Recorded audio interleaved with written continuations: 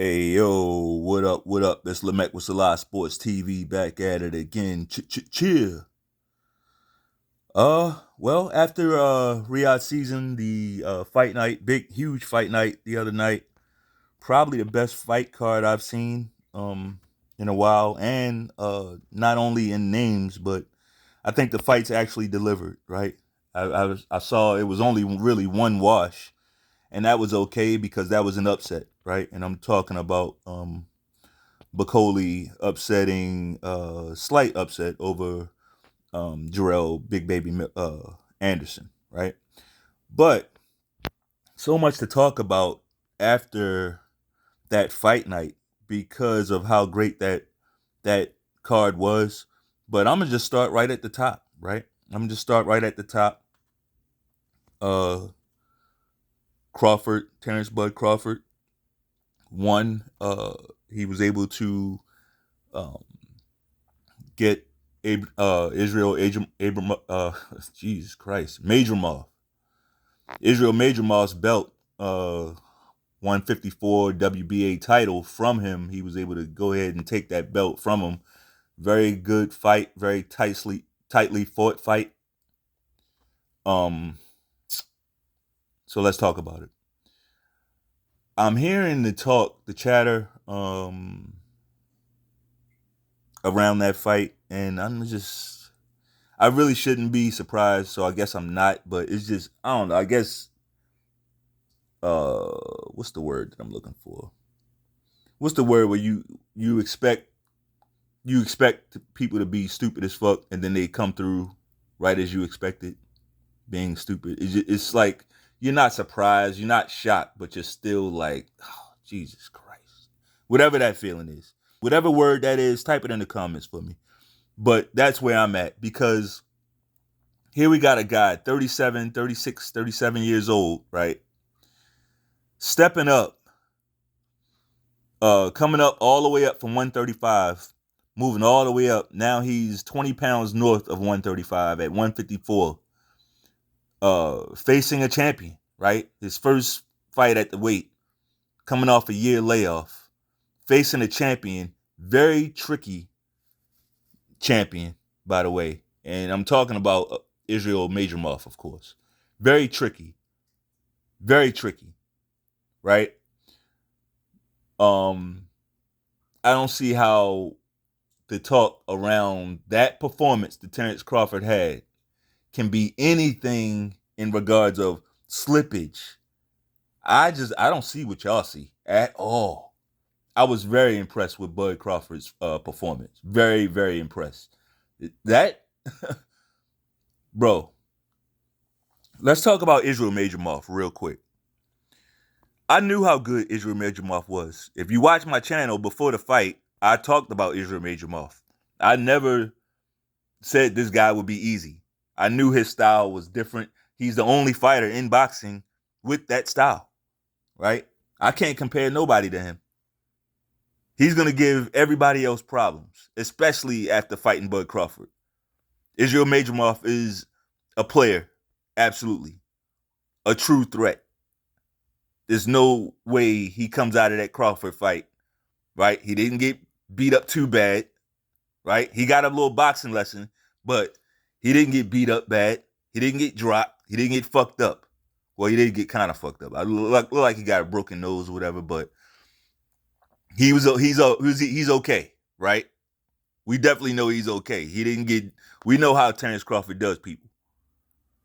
Madrimov didn't get that, so he can glean a lot from a fight like that. Sort of like Canelo's loss to Mayweather, right? He didn't get fucked up. He got beat by a master, so he went on. Look at what he went on to do, right? Madrimov can absolutely do that. Madrimov can absolutely do that. But as for Bud Crawford, I saw no slippage at all. I was so impressed about how he performed at 150. Bro, I'm gonna tell you, Crawford performed better than I thought he would at 154. He performed better. He took the punches better than I thought he would. He delivered the shots better than I thought he would. I knew he could punch, but he was in there, bro. He was throwing some. He wasn't even punching Errol Spence like this. He wasn't punching Errol Spence like this. He was just throwing shots out there, nailing Errol Spence, letting him run into it. He wasn't throwing his hands hard. He wasn't throwing like this. Like, he was in that bitch throwing hard as fuck at Madrimov, bro. Madrimov got a chin. Madrimov, he got a beard, as they say, right? Pause. Yeah, you gotta say it these days. But I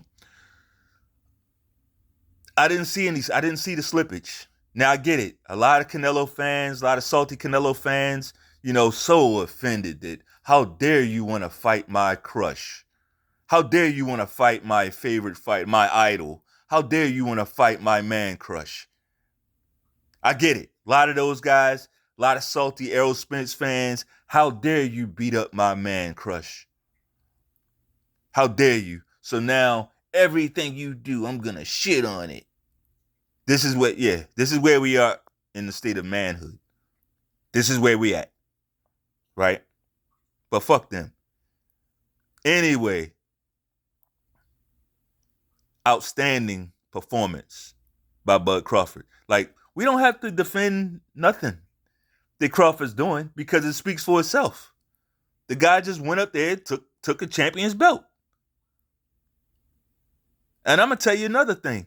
At this point, in my eyes, in my mind, Crawford's career is greater than Floyd Mayweather's career. Now, I'm not talking about the money, obviously, right? I'm not talking about the money, obviously. And I think that's why that was another thing Crawford was chasing.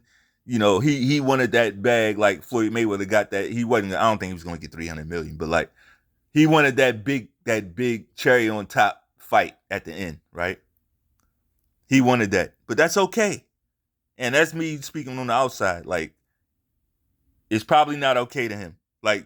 Being able to score one of those fights as opposed to not, that's life-changing. Now, Crawford don't strike me as a greedy guy. He actually seems very, very humble, right? But being able to get one of these fights where you can make 100, 200 million, as opposed to getting fights where you're making 20 million, right? To you and I, that 20 million fight, yeah, awesome. But come on. It's different. It's life-changing. It's life-changing, right? So I get why he wanted to do it. We can't look at it from our eyes. We got to do our best. We got to do our damnedest to look at it through their eyes, right? No matter how good we do at that, we can't do it. We'll never be able to see through somebody else's eyes, right? Without witchcraft. But, yeah, man, I get it. Did I like the fight as far as him and Bud Crawford versus Canelo? No, I didn't like the fight. I never liked that fight. I've said it.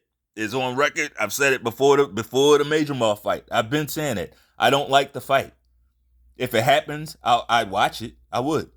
But I didn't like that fight. I didn't. Because I don't know. I guess I understand more so than boxing. I understand how the body works. Right? I understand how the body works. I get it. He just moved up to 154, but in reality, a year ago, he was fighting at 147. So you're talking about a guy who fought at 147 and a year later, a year and a half later, let's say a year and a half. I'll give you that. A year and a half later, fighting at 168? No, that's just no good for the body. No good for the body. But it's just interesting to me how people raise the scales for this guy. And then I guess you could say that's how you know you really killing the game. Your haters, they do shit like this. They say a guy, every opponent that you fought, everybody that you fight, if you don't knock them out, they're going to say they beat you. If you notice that, there's a pattern with that. And if you've been watching this channel, you know this ain't no race baiting channel. I just call it like I see it. This ain't no race baiting, super pro black channel, right? I'm pro truth over here. I am black. I know what I am. I support my people. I don't have to get on here and support everything black, because in reality, I don't support everything black. I support truth. I support God, right? But yeah. I like how the scales seem to get lowered for certain guys and raised for certain other guys, right? Like if you're a black fighter, for instance, if you don't get the knockout, bro, you're gonna have so many. This is how toxic the space is, right? This is how toxic the space is. You're gonna, if you don't get a knockout on a guy, you're gonna. It don't matter if you win. If you clearly win, you're gonna have a bunch of people saying that the other guy won. That's just. This is where we are. Why? It's only because these guys are not fans of boxing. Like boxing is already a very emotional sport. It's an emotionally driven sport. You're watching two men, two women get in the ring and fight it out. Like it's nothing more carnal than that. I get it. Emotions run high. I get it. Emotions run high. But in the past, we always had that we could always depend on masculinity to balance out those emotions. So yeah, we watching the fight, fight's over, guys go right back to being a man, right? Respecting the game, respecting the sport. Nowadays, replace that masculinity with estrogen. You got a bunch of motherfuckers getting in their emotions, right? Getting in their emotions and acting out. Oh, you wanted to fight my favorite fighter, acting like his bitch, acting like his girlfriend. So now everything this guy does is shit. And it's really sad. It ain't nothing to really go back and forth about.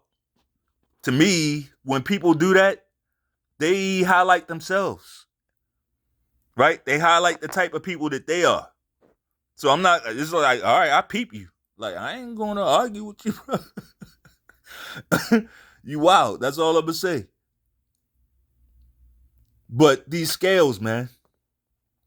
Like, if Bud don't knock everybody out, now he knocked out what? 10, 11 straight guys. And then he clearly beat a guy. And then it's like, oh, he's slipping. He's slipping. Like, how ignorant is that? That's pretty fucking ignorant, man. Like, do we understand the sport at all? He coming off a year. He just moved up. And it wasn't like, the fight wasn't that close. The fight wasn't that close. Now, I'm not going to say he dominated Madrimov. He absolutely did not. There's no point in the fight where he was dominating. And I'm going to talk about Madrimov a little bit more. But there's no point in that fight where Bud was dominating the fight. But he clearly won. He won. He won the fight, clearly. And if you watch Madrimov fight before, you know that Bud won this fight. And I'm saying that, but I'm going to say this.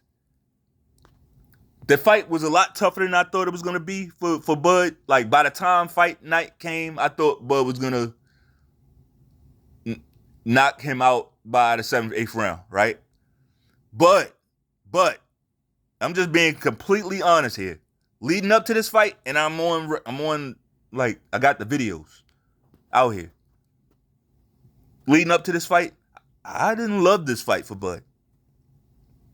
I knew this guy was tough. I knew this guy was tricky as fuck. And I knew Eddie Hearn was trying to get Bud fucked up. Basically. Know what I'm saying? It's certain opponents where you just know that style is gonna be tough for a certain guy. But something happened by the time fight night came, and then weigh-in night, I thought Madrimov was a little bit more drained than he really was. He really wasn't drained. He like, by the time fight night came, he was up there around 175, 180, right? So he was fine. He was fine. But the other thing Madrimov did, that up and down herky jerky, he was never like that. Now, he was always good mover, fast feet and all that, but that was some new shit. He broke that out for Bud. That's why it took Bud so long to get adjusted to him. I don't think Bud ever got adjusted to him. Which also, you just got to put another feather in his cap for that. Like, he didn't even get adjusted to that guy. He's just a natural fighter. Bud Crawford, he's just a natural fucking fighter, bro. He never got adjusted, never really got comfortable against this guy, but was still able to clearly win. That's why I say I don't think we seeing the same things. I see things, I just look at things a lot differently. I look at the energy behind stuff, what it takes to get that done. Coming off a year layoff at that age, coming off your biggest fight. This was a major league banana peel waiting to happen. Coming off your biggest fight, right? Looking ahead to Canelo. They throw in a Madrimov?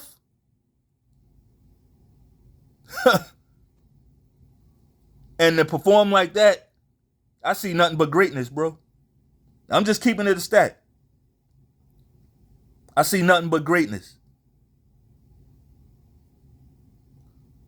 Now, as for this guy, like, where's all this critique for him? What is he doing?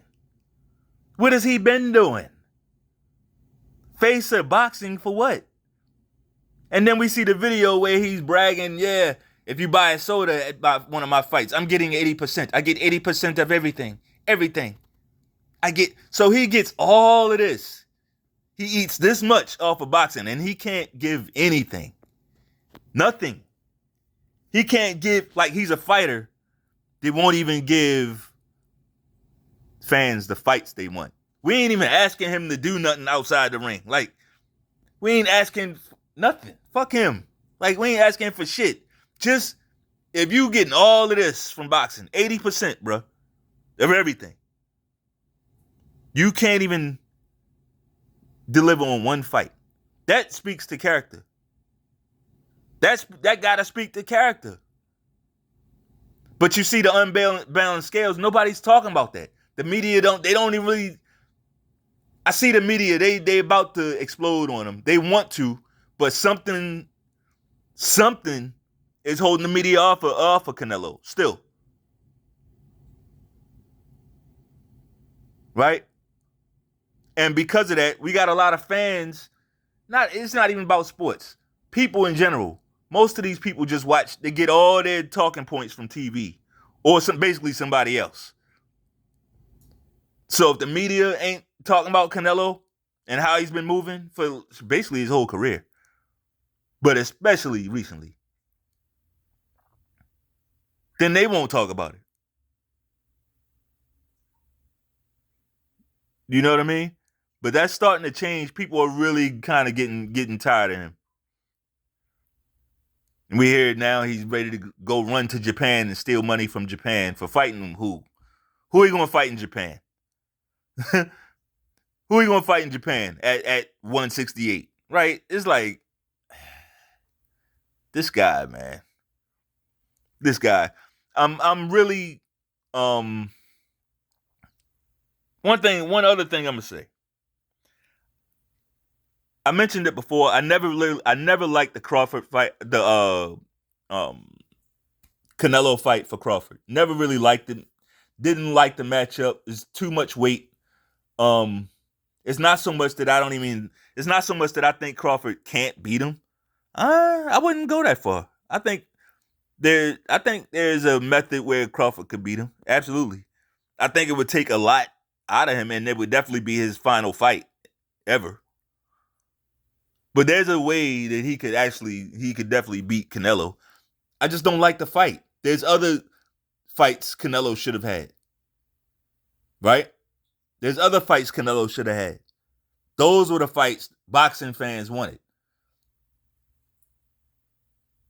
Those are the fights boxing fans wanted.